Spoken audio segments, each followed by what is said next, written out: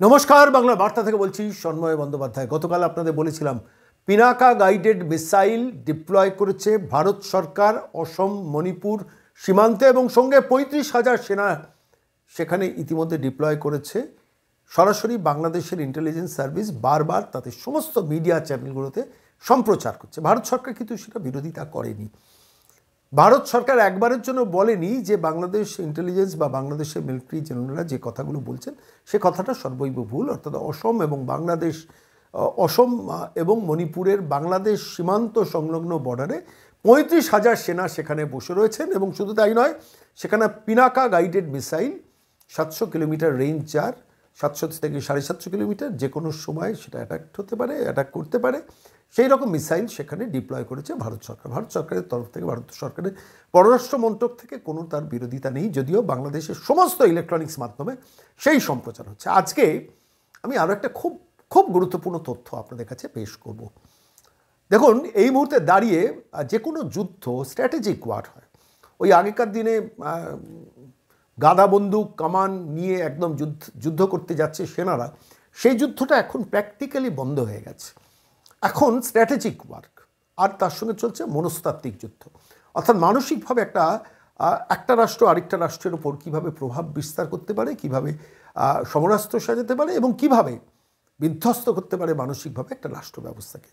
যে দেখুন, যেদিন থেকে মোহাম্মদ ইউনূসের সরকার, বৈষম্য বিরোধী একদল জামাতের ছাত্ররা যখন ওই সরকারে গিয়ে বসছেন, তারা দুটো বেসিক প্ল্যান নিয়েছে। প্রথমত, সেখানকার সমস্ত মিডিয়াকে ডেকে তারা নির্দেশ দিয়ে দিয়েছেন যে আমাদের সুরে কথা বলতে হবে এবং বলতে হবে ভারত বিদ্বেষটাকে ছড়াতে হবে, ইনজেক্ট করতে হবে। যেসব টিভি সঞ্চালক বা টিভি সংস্থা তারা সেই সুরে সুর মেলানি, তাদের অ্যাক্রেডিটেশন বাতিল করেছেন, তাদের অফিসে হামলা হয়েছে, সমস্ত তথ্য আপনারা জানেন। আপনারা যদি কোনো ডিজিটাল মাধ্যম বাংলাদেশে খোলেন, সবসময় দেখবেন যে সেখানে সামরিক বিশেষজ্ঞদের বসিয়ে দেওয়া হচ্ছে এবং তারা বলছেন ভারত বিদ্বেষী কথাবার্তা বলছেন এবং ভারতবর্ষের সমরাস্ত্রকে কীভাবে আক্রমণ করা যাচ্ছেন সেই কাহিনী বলছেন। এর পেছনে একটা স্ট্র্যাটেজি আছে। মোহাম্মদ ইউনূসের সরকারের স্ট্র্যাটেজি হচ্ছে যে সাধারণ গরিব মানুষের মধ্যে একদিকে ভারত বিদ্বেষ, আরেক দিক থেকে ভারতবর্ষ যে কোনো সময় বাংলাদেশকে আক্রমণ করতে পারে, এই ভয় এবং ভীতিটা সঞ্চারিত করে দাও, তাহলে মানুষ একত্রিত থাকবে। তাহলে ১২০ টাকা পেঁয়াজ, ১৫০ টাকায় আলু কিনছি ভুলে যাবে, চাকরি হচ্ছে না ভুলে যাবে, ব্যবসা হচ্ছে না ভুলে যাবে, জিনিসপত্রের দাম অগ্নিমূল্য ভুলে যাবে মানুষ। ফলত ভারত বিদ্বেষটাকে ইউএসপি করে, যেটা ভারত ইন্ডিয়া আউট ক্যাম্পেইনটা প্যারিস থেকে বসে রঞ্জন ভট্টাচার্য চালিয়েছিলেন না, আলটিমেটলি সেইটার একটা বৃহত্তর প্ল্যানিং এই মুহূর্তে চলছে। এবং তার আড়ালে হিন্দু নিধনযোগ্য ১,৩০,০০,০০০ হিন্দুকে বিতাড়ন করো, তাদের সম্পত্তি দখল করো, তাদের সমস্ত মন্দিরের থেকে সম্পত্তি যা যা আছে সমস্ত দখল করো, ভীত সন্ত্রস্ত হয়ে যাতে হিন্দুরা বাংলাদেশ থেকে পালিয়ে যায়। ভাবুন তো, চিন্ময় মহারাজ, তার জামিনের শুনানি ছিল গতকাল, একজন আইনজীবী যেতে সাহস পেলেন না। এর আগে ৭০ জন আইনজীবী এর আগের দিন গিয়েছেন, প্রত্যেকের নামে এমন মামলা পুলিশ দিয়েছে আইনজীবীদের বিরুদ্ধে। ভাবতে পারেন, কোনো আইনজীবী শেষ পর্যন্ত সাহস করলেন না যেতে। আবার ১ মাস বাদে বিচারপতি ডেট দিয়ে দিল। অর্থাৎ বিচারপতিও আলটিমেটলি গাইডেড বাই মোহাম্মদ ইউনূসের এই মৌলবাদী সরকার দ্বারা কোন রাজত্ব চালাচ্ছে বাংলাদেশে ভাবতে পারেন। সেই সময় দাঁড়িয়ে প্রশ্ন উঠছে, ভারত কেন ব্যবস্থা নিচ্ছে না? দেখুন, ভারত দুভাবে ব্যবস্থা নিতে পারে। একটা সমরাস্ত্র ঢুকিয়ে, সৈন্য সামন্ত ঢুকিয়ে সরাসরি ভেতরে গিয়ে যুদ্ধ করতে পারে, যেটা ভারতবর্ষের বিরুদ্ধে যাবে। তার কারণ সারা বিশ্ব বলবে যে কী করছো, একটা বাংলাদেশি সবে কোনো অভ্যুত্থান হয়েছে, এই সময় তুমি বাংলাদেশ অ্যাটাক করে দিলে, ফলে তো ভারতবর্ষের পক্ষে সেটা সম্ভব নয়। দ্বিতীয়ত হচ্ছে সাইলেন্ট কিলিং। এটা বাংলাদেশ কিন্তু অ্যাজিউম করছে। সাইলেন্ট কিলিংয়ের নানান পদ্ধতি আছে, আমি সেটা নিয়ে অন্যদিন প্রতিবেদন পেশ করব। কিন্তু এই মুহূর্তে দাঁড়িয়ে আপনি যদি বাংলাদেশের যে কোনো ডিজিটাল মাধ্যম, যে কোনো স্যাটেলাইট চ্যানেল আপনি যদি একটু দেখলে বুঝতে পারবেন, সেখানে সব সময় কোনো সমর বিশেষজ্ঞকে বসিয়ে দেওয়া হচ্ছে। শেখ হাসিনাকে যারা পছন্দ করতেন না, তাদের মধ্যে অনেক জামাত আছেন, তাদের মধ্যে অনেক রাজাকার আছেন, তাদের মধ্যে অনেক বিএনপির লোকজন আছেন। ফলত তারা এখন ক্ষোভ থেকে বেরিয়েছেন, বেশি সব বিশেষজ্ঞ হয়ে বসে পড়ছেন, একদম বসে পড়ে তা বিশ্লেষণ করছেন। ভারতকে আমরা এইভাবে অ্যাটাক করতে পারি, চিকেন নেকটা কেটে দিতে পারি, তাহলে 7 সিস্টার না খেতে পেয়ে মরে যাবে। প্রত্যেক দিন এই এক লাইনে বাংলাদেশের ডিজিটাল মাধ্যম, ইলেকট্রনিক্স মাধ্যম কথা বলছে। এবার প্রশ্ন হলো, বাস্তবটা কি? ধরুন, হাসিমারা এয়ারপোর্টের কাছে, মানে শিলিগুড়ি করিডোরের ওখানে 50টা যুদ্ধ বিমানের একটা এয়ারবেস তৈরি করার পরিকল্পনা বাংলাদেশ নিয়েছে। ঢাকের দায়ে মনসা বিকিয়ে যাবে এয়ারবেস তৈরি করতে করতে বাংলাদেশের মোহাম্মদ ইউনূসকে পাড়ি দিতে হবে প্যারিসে। বাস্তব অবস্থা কিন্তু তাই। বাংলাদেশের এই সমর বিশেষজ্ঞরা বাংলাদেশ সরকার কী কী কিনতে পারে, তুরস্কের সঙ্গে চুক্তি করছে, অমুক জায়গা থেকে অমুক সাবমেরিন আনবে, অমুক জায়গা থেকে মিসাইল আনবে, আরে খেতে পাবে না যে যাত্রা। কাল বাদে পরশু ভারত সরকার যদি রসুন, আদা, পেঁয়াজ, আলু, পেঁয়াজ থেকে শুরু করে সমস্ত দ্রব্যাদি, তেল, বিদ্যুৎ সমস্ত কিছু বন্ধ করে দেয়, মানে জাতিটা গুটিয়ে শুকিয়ে মরে যাবে, সেইখানে দাঁড়িয়ে তারা নাকি মিসাইল কিনবে, এসব গল্প বসে বসে বলা হচ্ছে। আসলে দেখুন, বাংলাদেশের গরিব মানুষ তো তারা তো অপরাধী নন, অপরাধী তো এই মোহাম্মদ ইউনূসের বৈষম্য বিরোধী যে লোকগুলো বসে আছে ওখানে, এলিমেন্টগুলো বসে আছে, রাজাকার জামাত যেগুলো বসে আছে, সেইগুলো তো আসল অপরাধী। বাংলাদেশের গরিব মানুষের দৈনন্দিন জীবন চালানোর ব্যাপারটা উচ্চ করে দিয়ে ভারত বিদ্বেষ ক্যাম্পেইনকে সামনে রেখে আরও কিছুদিন যদি সরকারটাকে, ইন্টারিম সরকারটাকে টেনে নিয়ে যাওয়া যায়, সেই লক্ষ্যে তারা ধাবিত হচ্ছে। এবং তার পেছনে এই এই এই চিন্ময় মহারাজের যে কাণ্ডটা ঘটছেন, এবং সেখানে দাঁড়িয়ে একদিকে মোহাম্মদ ইউনূস, সেদিকে মমতা বন্দ্যোপাধ্যায়, দুই সরকার পাশাপাশি আছেন, এ রাজাকার জামাতদের আশ্রয়দাতা, প্রশ্রয়দাতা, ভালোবাসার লোক। ফলত সেইখানে দাঁড়িয়ে হিন্দু বিতরণ কর্মসূচি চালাচ্ছে। আর এদিকে মমতা বন্দ্যোপাধ্যায় বলেছেন, আমি যদি আধখানা রুটি খাই, ওদেরও আধখানা রুটি খাওয়াবো। আহারে, পশ্চিমবঙ্গের মানুষকে চাকরি, ব্যবসা, শিল্প দিতে পারছো না, আর ওই 1,30,00,000 হিন্দু যাতে পশ্চিমবঙ্গে চলে আসে জমি জমা সম্পত্তি ছেড়ে দিয়ে, এমন একটা স্ট্র্যাটেজি এ রাজ্যের মুখ্যমন্ত্রী নিয়েছেন। আবার তিনি রাষ্ট্রপুঞ্জের গল্প বলেছেন। আসলে মানুষকে বিভ্রান্ত করো। বাংলাদেশ বর্ডারটাকে সিল করার জন্য 72টা আউটপোস্টে বিএসএফকে জমি দেননি। বিএসএফের 50 কিলোমিটার ডমিনেশনের পাওয়ারের ব্যাপারে বিরোধিতা করেছে যে সরকার জামাতের বিরোধিতা করার জন্য হিন্দু শব্দটা ব্যবহার করতে পারছে না পর্যন্ত। যেমন তৃণমূল কংগ্রেসের ভাসুর ভাদ্রভৌয়ের সম্পর্ক হচ্ছে হিন্দু আর তৃণমূল কংগ্রেসের মধ্যে, সেই সরকার এখন নাকি রাষ্ট্রপুঞ্জ দেখাচ্ছে। শুনতে হচ্ছে এই বাংলাকে দুর্ভাগ্যের, যেমন মোহাম্মদ ইউনূসকে খেতে গিলতে হচ্ছে বাংলাদেশের গরিব মানুষগুলোকে, ঠিক সেইভাবে এ রাজ্যের মমতা বন্দ্যোপাধ্যায়কে গিলতে হচ্ছে বাংলার মানুষকে। এই পরিস্থিতিতে দাঁড়িয়ে ভারতবর্ষ একটা মনস্তাত্ত্বিক যুদ্ধ শুরু করেছে, যে কাহিনীটা খুব ইন্টারেস্টিং বলে আমার মনে হলো আজকে বলি। সেটা হচ্ছে, দেখুন, যখন এই প্রতিবেদন আপনাদের কাছে পেশ করছি তার 2-1 দিন আগে বিশাখাপত্তনম থেকে, সেখান থেকে সাবমেরিন থেকে ব্যালিস্টিক মিসাইল উৎক্ষেপণ, একটা উৎক্ষেপণ ট্রায়াল করে দিল সাকসেসফুলি ভারত সরকার। এবং ভারতবর্ষে কোনো মিডিয়া সেটা নিয়ে হইচই করে প্রচার করলো না, কিন্তু ওই মিসাইলের ছবিটা আমার খুব ইচ্ছে করছিল আপনাদের দেখাতে। মিসাইল উৎক্ষেপণ হচ্ছে, এবং তার রেঞ্জ কত জানেন? যেখান থেকে ছোঁড়া হচ্ছে, সাবমেরিন সমুদ্রের তলায় থাকে, সমুদ্র থেকে ভেসে উঠলো, সেইখান থেকে মিসাইলটা উৎক্ষেপণ করে সাবমেরিন নিচে চলে গেল। সেই দৃশ্যটা দেখাতে পাচ্ছি না টেকনিক্যাল কারণে, কিন্তু বাংলাদেশের সমস্ত মিডিয়া সেগুলো দেখাচ্ছে। দেখো ভারত এই করেছে, দেখেছো ভারত এই করেছে, দেখেছো ভারত এই করেছে। প্যানিক তৈরি হচ্ছে, প্যানিক বাটনটা নরেন্দ্র মোদী টিপে দিয়েছেন, এবং তার ফলে কী হলো, 3,500 কিলোমিটার ডেস্টিনেশনের ব্যালিস্টিক মিসাইল, আমি তার ডিটেলসটা আপনাদের কাছে দেবো, পারমাণবিক হামলা করতে পারে, মানে এই মিসাইলে পারমাণবিক অস্ত্র দিয়েও ছাড়তে পারে ভারতবর্ষ, সেই ক্ষমতা অর্জন করেছে। এবং সেইটা আইএনএস আরিঘাট, সাবমেরিনটার নাম হচ্ছে আইএনএস আরিঘাট, সাবমেরিনটার নাম হচ্ছে আইএনএস আরিঘাট, যেটা গত অগস্টে সমুদ্রের তলায় গিয়েছিল, এবং সেখান থেকে 3,500 কিলোমিটার ডিস্টেন্স রেঞ্জে উৎক্ষেপণ করা হলো একটা মিসাইল, যেটা লক্ষ্যবস্তু 3,500 কিলোমিটার দূরে। ভাবতে পারছেন, বিশাখাপত্তনম থেকে করা হলো। আমি দেখছিলাম বিশাখাপত্তনম থেকে বাংলাদেশের চট্টগ্রামের সবথেকে প্রত্যন্ত অঞ্চল, যেটা সবথেকে দূরত্বের অঞ্চল, আমি হিসেব করে দেখছিলাম ডিস্টেন্স হচ্ছে 1,428 কিলোমিটার, অথচ এই মিসাইলের ক্ষমতা আছে 3,500 কিলোমিটার। 1,428 কিলোমিটার বিশাখাপত্তনমের থেকে সাবমেরিন, ঈশ্বর করুন সেই দিন যেন না আসে, কিন্তু তাও বলছি, যদি বাংলাদেশ বাড়াবাড়ি করে, বাংলাদেশ এটা ভেবেই প্যানিক যে যদি এই বিশাখাপত্তনম থেকে একটা মিসাইল বাংলাদেশের দিকে ছুড়ে দেয় 1,428 কিলোমিটার, ওটা তো 3,500 কিলোমিটার দূরে ডিস্টেন্স রেঞ্জে যেতে পারে।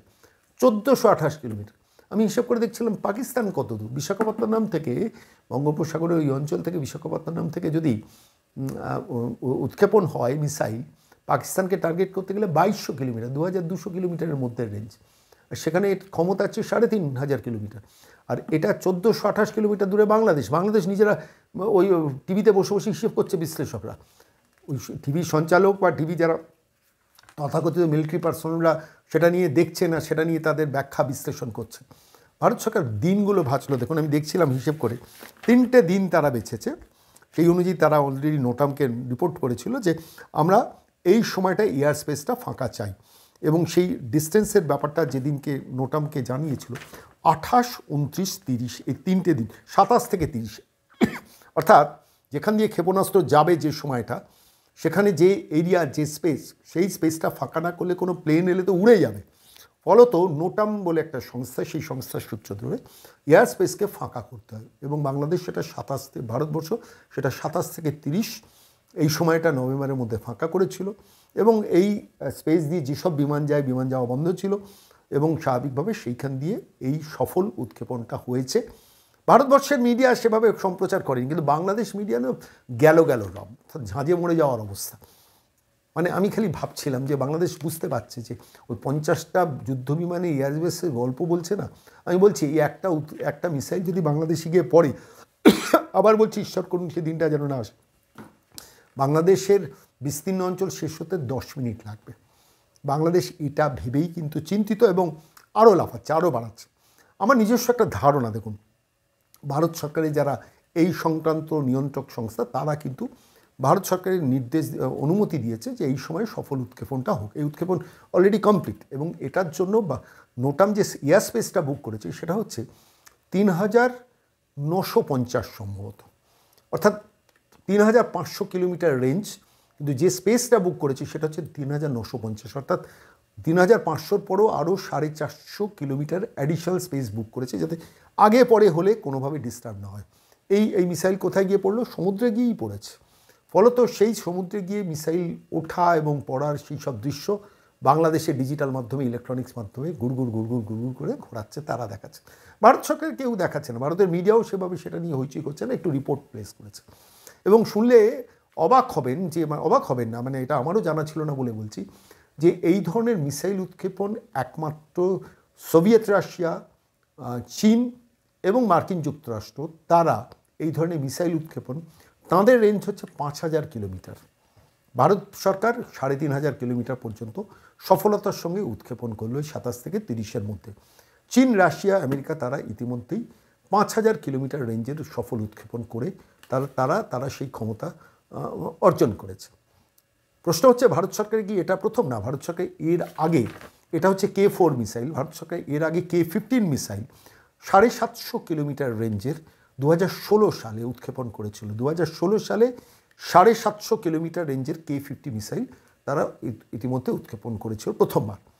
এটা হচ্ছে দ্বিতীয়বার এবং এই দ্বিতীয়বারের সম্মতিটা ভারত অগাস্ট মাসে এই কেস আরিঘাট যে সাবমেরিন হয়েছে সেটা সমুদ্রের মধ্যে নেমেছে এবং 27 থেকে 30 নভেম্বরের মধ্যে সেই অনুমতিটা ভারত সরকার দিল। কেন এই সময় দিল এটা নিয়ে বিস্তর জল্পনা চলছে। উত্তর পরিষ্কার, আর বাংলাদেশ তো প্র্যাকটিক্যালি পাগল হয়ে যাওয়ার মতো অবস্থা। বাংলাদেশে যারা সমর বিশেষজ্ঞদের ওই জামাতদের সরকার, রাজাকারদের সরকার, তারা টিভির টক শোগুলোতে বসিয়েছেন না, তারা এটা কোনো ব্যাখ্যা দিতে পারছেন না, যে খুব বাড়াবাড়ি কয়েকদিন ধরে করছেন, আমরা দেখে নেবো, আমরা 7 সিস্টার কেটে দেবো, না খেতে পেয়ে মরবে, এসব বলছিলেন। তো এই মিসাইল উৎক্ষেপণের পরে তারা বাকরুদ্ধ হয়ে পড়েছেন। এবং আরও ইন্টারেস্টিং হচ্ছে যে ভারত সরকারের একটা কমিটি আছে, যে কমিটিটার নাম হচ্ছে CCS এবং ক্যাবিনেট কমিটি অন সিকিউরিটি, তারা ইতিমধ্যে আরও 2টো নিউক্লিয়ার পাওয়ার্ড অ্যাটাক সাবমেরিন, অর্থাৎ নিউক্লিয়ার পাওয়ার উৎক্ষেপণ কেন্দ্র, 2টো সাবমেরিনের অর্ডার দিয়ে দিয়েছেন। এবং এইটা ভারত সরকারের, মনে রাখবেন, ভারতের নিজস্ব organisation, defence research and development organisation DRDO তৈরি করছে, বাইরে থেকে কিনতে হচ্ছে না, DRDO নিজেরা তৈরি করছে। ইতিমধ্যে প্রস্তুতি অনেকটা এগিয়ে গেছে। সামনের বছর আরও 2টো সাবমেরিন এমন আসছেন যারা কিন্তু এই ধরনের মিসাইল করতে পারে। এবং এটার ওজন, যেটা এই মুহূর্তের যে উৎক্ষেপণটা যেখান থেকে হলো, যেটা আপনাদের K4 মিসাইল উৎক্ষেপণ হলো, আরিঘাট বলে যে নামটা হচ্ছে INS আরিঘাট, সেটার ওজন হচ্ছে 6000 টন। এর পরেরটার ওজন হবে 7000 টন। এবং এটা এর পরের বছর এই 2টো সাবমেরিন আবার আসছে ভারতবর্ষের সমুদ্র উপকূলে এবং তাদের সম্ভবত টার্গেট লক্ষ্যমাত্রা, যদিও সেটা ডিক্লেয়ার্ড নয়, 5000 কিলোমিটার, যেটা চীন, রাশিয়া, আমেরিকা ইতিমধ্যে অর্জন করেছে। ভারত এই মুহূর্তে 3500 কিলোমিটার রিচ পর্যন্ত পৌঁছতে পেরেছে। পরের বছরে 6000-এর বদলে 7000 টন এবং পরের বছর সম্ভবত 3500-এর বদলে 5000 কিলোমিটার দূরে লক্ষ্যবস্তুকে টার্গেট করতে পারে। প্রশ্নটা হচ্ছে যে এই মুহূর্তে দাঁড়িয়ে এই ধরনের একটা শক্তিশালী পররাষ্ট্র, মানে সামরিক অস্ত্র যা বলিয়ান, তার বিরুদ্ধে বাংলাদেশ এই যে লড়ার চেষ্টা করছে, বাংলাদেশের গরিব মানুষকে বুঝিয়েছে। বলুন তো, একটা পরিস্থিতি যদি ক্রিটিক্যাল হয়, বাংলাদেশের মানুষ যাবে কোথায়? চারদিকে তো ভারতবর্ষ দিয়ে ঘেরা, পালাবে কোথায় বাংলাদেশের মানুষ? সামনে পড়ে থাকবে শুধু বঙ্গোপসাগর, সেখানে ঝাঁপ দেবেন না। আমরা চাই না, আমরা চাই শান্তিপূর্ণ একটা সহাবস্থান। ভারতবর্ষের সঙ্গে টেক্কা নিতে যাবে না এটুকুই প্রত্যাশা করতে পারি আমরা ভারতবাসী হিসেবে। কিন্তু ভারতবর্ষকে বাংলাদেশের মতো একটা মানে কী বলবো ছোট্ট রাষ্ট্র, যার না আছে আর্থিক ক্ষমতা, না আছে সামরিক অস্ত্রের ক্ষমতা, সেখানে কিছু ওই জেনারেল জিয়ার অনুসারী কিছু জামাতপন্থী কিছু সমর বিশেষজ্ঞরা বসে বসে প্রত্যেক দিন সেখানকার মানুষকে উত্তেজিত করছে এবং একটা পরিবেশ তৈরি করছে যেমন ভারত কালকেই বাংলাদেশ আক্রমণ করবে। আমি শেষ করবো আজকের এই প্রতিবেদন একটা সুনির্দিষ্ট কথা বলে। আচ্ছা, 71-এর বাংলাদেশ যুদ্ধে, মুক্তিযুদ্ধে জেনারেল মানেকশ, ইন্দিরা গান্ধীরা যেভাবে ভারতবর্ষের তরফ থেকে বাংলাদেশকে সাহায্য করেছিল, ভারত তো সেদিনই চাইলে পারতো বাংলাদেশের বেশ কিছু অঞ্চল নিজেদের দখলে নিয়ে আসতে। সেদিনই চাইলে তো ভারতবর্ষ করতে পারতো যে বাংলাদেশের মধ্যে আরেকটা হিন্দু রাষ্ট্র তৈরি করে দেওয়া। করেছে? 71 থেকে 2024 কত বছর গেছে ভাবুন তো। 50 বছরের উপর 71-এর যুদ্ধ চলে গেছে, মুক্তিযুদ্ধ চলে গেছে, ভারতবর্ষ কোনোদিন ফিরেও তাকায়নি। তোমরা ভালোভাবে থাকো, যা সমর্থন দরকার আমরা প্রয়োজন হলে দেব, সাহায্য নিও, সাহায্য যা দরকার হবে বলো, আমরা পাশে আছি। এই মনস্তত্ত্বে চলেছে। বাংলাদেশে আভ্যন্তরীণ ইকুয়েশন থাকতেই পারে, শেখ হাসিনা না খালেদা জিয়া সে লড়াই তারা নিজেরা লড়তে পারেন, কিন্তু হিন্দুদের পিটিয়ে বাংলাদেশ থেকে বার করে দেবে আর ভারতবর্ষ চুপচাপ বসে দেখবে? দেখছে না।